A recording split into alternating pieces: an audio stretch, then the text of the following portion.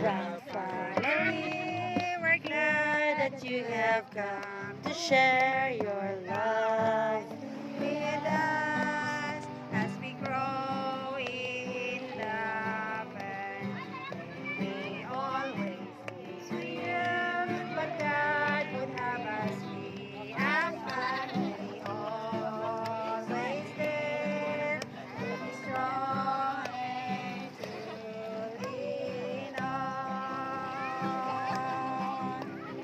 May we learn to Sitel! other more than it's today. Congrats! The words of love be on our lips in everything we say.